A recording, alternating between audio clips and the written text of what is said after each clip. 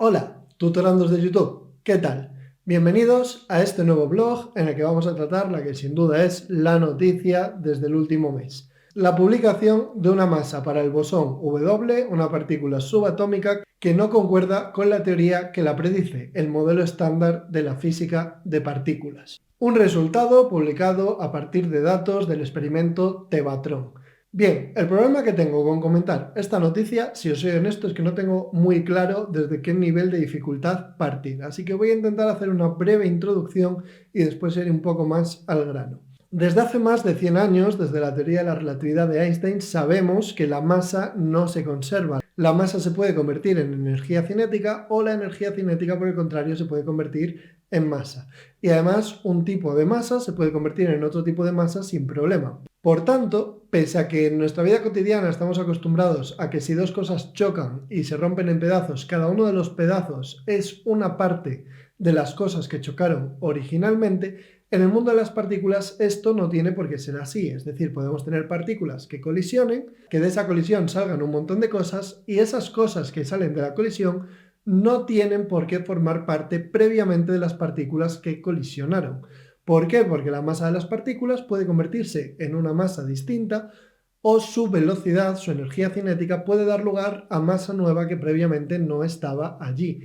Por ejemplo, podemos coger dos protones, darles mucha velocidad, provocar que esos protones colisionen y que como resultado de la colisión salgan 4 protones. ¿Significa eso que cada uno de los protones tenía dentro otro protón? No, significa que estamos convirtiendo la energía cinética, el movimiento de esos protones originales, en protones nuevos. Energía cinética convirtiéndose en masa. Así que cuando colisionamos partículas en un acelerador de partículas, podemos provocar partículas que previamente no estaban ahí. Podemos dar lugar a partículas nuevas. ¿Qué pasa? Que si queremos que esas partículas nuevas tengan cada vez más y más masa, necesitamos que las partículas originales tengan cada vez más y más energía cinética. Por eso la importancia de acelerarlas y conseguir velocidades, y en concreto energías cinéticas, que antes no estaban a nuestro alcance. Y entre las muchas partículas que se pueden originar en estas colisiones están los conocidos como bosones W, bosones débiles que están asociados a las interacciones débiles entre partículas. Cuando una partícula interactúa débilmente, típicamente habrá un bosón W por el medio. También puede haber otro bosón que es el bosón Z, pero bueno, no me quiero entretener tanto. El tema es que si una partícula quiere interactuar débilmente, vamos a poner como condición que tenga que emitir un bosón W,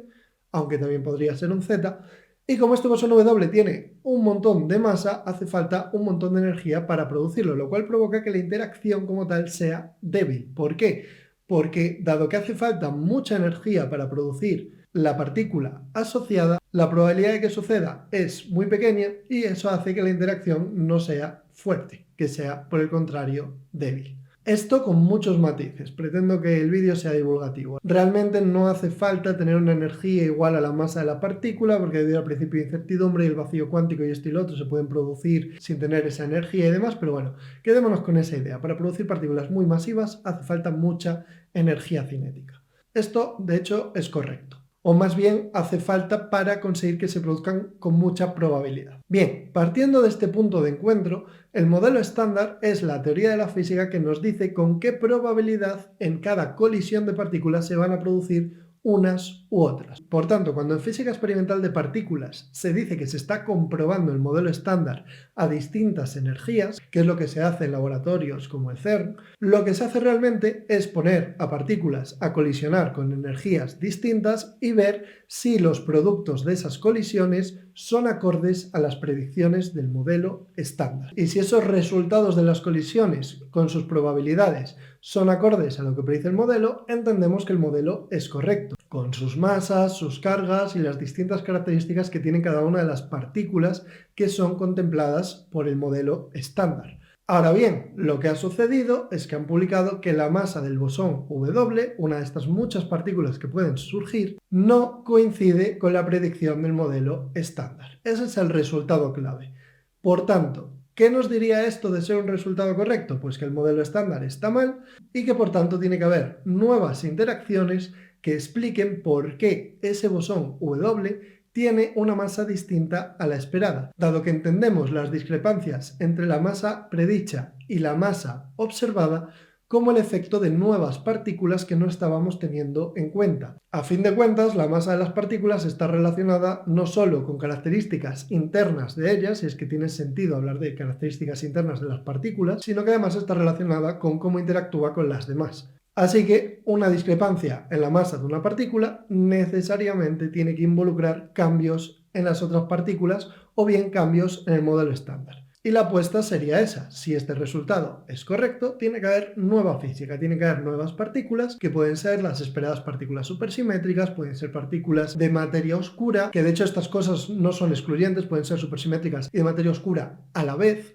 o pueden ser otras partículas tipo acciones y demás, que también podrían ser materia oscura, etcétera, etcétera. Es decir, la cantidad de candidatos posibles es prácticamente ilimitada. ¿Cuál es el problema? Que este resultado es incompatible con todos los resultados anteriores. Y en ciencia está muy bien dar un resultado inesperado, siempre y cuando no sea incompatible con resultados anteriores. Y me diréis, pero esto es un error porque la ciencia tiene que cuestionarse a sí misma y demás y demás. Y eso es correcto, pero cuidado, porque es correcto hasta ciertos límites. Es decir, una cosa es ir en contra de las ideas de físicos previos. Por ejemplo, Einstein puede decir el tiempo se deforma y antes se pensaba que no. O Maxwell puede decir la luz es electromagnetismo y antes se pensaba que no. ¿Qué pasa? Que siempre que se hacen estos cambios, la nueva propuesta es coherente con todas las observaciones experimentales previas, no con todas las teorías previas, con todas las observaciones. Tú puedes ir en contra de cualquier teoría, no hay ningún problema. Lo que es grave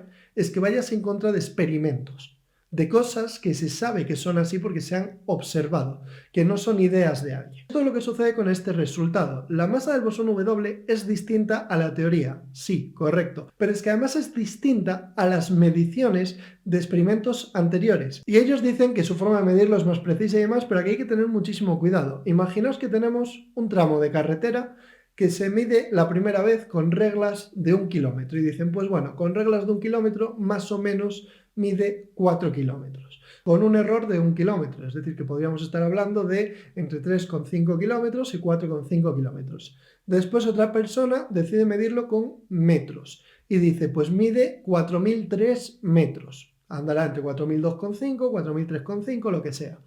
Y después llega una persona y dice, no, mira, yo la voy a medir en milímetros.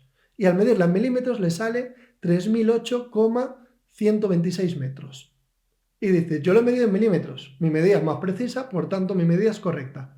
Sí, tu medida es más precisa, aparentemente, pero es que no tiene nada que ver con los 4000 y los 4003 que han medido antes. Ni siquiera entra dentro de los intervalos de confianza esas medidas previas, porque la primera medida, incluso teniendo en cuenta el error, te decía entre 3,5 y 4,5, y la segunda te decía entre 4002,5 y 4003,5. No puedes llegar tú y decir, no, 3000 y poco, porque no es coherente con las medidas anteriores. Entonces, por muy buena que sea la regla que tú hayas usado porque mide en milímetros, es evidente que tú has utilizado mal tu regla o que tu regla ha medido mal, porque tu resultado es incompatible con todo lo anterior. ¿Qué es más probable? Que todos los anteriores, aunque tuviesen menos precisión, hayan usado mal sus instrumentos, o que tú, que eres el que discrepa con todos, has usado mal tu instrumento, aunque tu instrumento sea más preciso. Pues ahí es donde estaría, entre comillas, el debate. Se puede comparar también con medir la gravedad. Digamos, por ejemplo, que ahora alguien de pronto coge y dice, pues he medido la gravedad en la Tierra con instrumento de ultra precisión y me sale que es de 13,2 en vez de los 9,8 famosos. Entonces podemos coger y decir, vale, tu instrumento será todo lo preciso que tú quieras, pero es que decir que la gravedad de la Tierra no es 9,8, que realmente depende de la altura y demás, no solo es decir la gravedad de la Tierra está mal, es que está mal conceptos de arquitectura, no eres capaz de explicar el movimiento de la Luna, no eres capaz de explicar el movimiento de los satélites, no eres capaz de explicar los despegues. Es decir, hay todo un montón de cosas, consecuencia de ese 9,8 famoso, que se desmoronarían y que sin embargo sabemos que funcionan. Por tanto, si tú quieres cargarte ese 9,8, no solo te estás cargando el 9,8, te estás cargando prácticamente toda la historia de avances en aeronáutica y demás que tenemos. Incluso cosas como la flotación dependen de la gravedad de la Tierra. Es decir, que no es tan sencillo. Y esto sería exactamente lo que sucedería con la masa del bosón W. Se puede decir que estaba mal medida antes y que el valor correcto es otro, pero entonces eso afectaría a tantas cosas que debería haberse detectado previamente. No es solo un tema de, vale, la masa la cambiamos y ahora la masa es esta otra. No, ahora es un tema de, si esta masa fuese verdad, todos los experimentos anteriores estarían mal, porque serían incompatibles con este resultado. ¿Y qué es más probable? Que esta nueva forma de medir, supuestamente más precisa, tenga algún error no detectado o que todos los anteriores experimentos se hayan hecho mal. Pues todo apunta a que la forma nueva seguramente tenga algún tipo de problema. Y esto nos lleva a la cuestión de los tipos de errores que hay en un experimento. Podemos tener, por ejemplo, el error de aparato, que es cómo de preciso es el aparato que estás utilizando. Podemos tener errores estadísticos, debidos a medir muchas veces y ver cómo se desvía el resultado entre distintas mediciones. Y después tenemos los errores más complicados de todos, que son los errores sistemáticos. Los errores sistemáticos son aquellos que surgen en tu experimento, que tú no eres capaz de predecir y que más o menos tienes que estimar cuánto van a valer. Errores difíciles de calibrar y que hasta cierto punto podemos decir que son subjetivos, porque te pueden aparecer sin que tú te des cuenta. Y esto es a lo que muchos apuntan que ha sucedido aquí. Que la nueva forma de estimar esta masa tiene errores sistemáticos que provocan esa discrepancia. Errores sistemáticos que habrá que descubrir cuáles son. Esto no significa que el equipo que ha publicado el resultado sean, como se suele decir actualmente, unos mancos, ¿no? En el sentido de que hacen todo mal y no saben manejarse, sino que a lo mejor han hecho todo bien, siguiendo protocolos y demás, y aún así han llegado a ese resultado. Es posible que esto haya sucedido y que esto lleve al descubrimiento de que hay errores sistemáticos nuevos que hay que tener en cuenta y cómo hay que tenerlos en cuenta. ¿Por qué no se han descubierto antes estos errores sistemáticos? Porque a lo mejor antes no había tanta precisión como para tener que tenerlos en cuenta. Del mismo modo que si vamos a estar cerca de la superficie de la Tierra, no hace falta a lo mejor tener en cuenta que la gravedad cambia con la altura. Entonces, aquí se puede estar viendo algo que, sin ser nueva física, sí que puede ser nueva ingeniería, nueva forma de utilizar los aparatos, de tener en cuenta cómo miden, qué tipo de errores pueden tener y demás. Por supuesto, de nuevo, el resultado también puede ser que sea correcto y que todos los experimentos anteriores sean los que se han columpiado con sus intervalos de confianza. Pero lo que os puedo decir es que gente que me inspira mucha confianza, como por ejemplo Francis Villatoro, divulgador español, tienen bastante claro que aquí va a haber algún error en la forma de analizar los datos y yo, la verdad, es que es también la opción que veo más favorable. Así que, si me preguntáis qué creo que va a pasar, es que dentro de un tiempo se explicará cómo ha sido posible este resultado erróneo. Y si se confirma que es verdad, pues muy bien, porque habrán descubierto nueva física. O sea que, pase lo que pase, saldremos ganando, bien sea por descubrir nuevas formas de tener cuidado al tratar los datos, bien sea por un nuevo descubrimiento fundamental. Como siempre, espero que este vídeo os haya sido de utilidad y nos vemos en el siguiente. Hasta luego.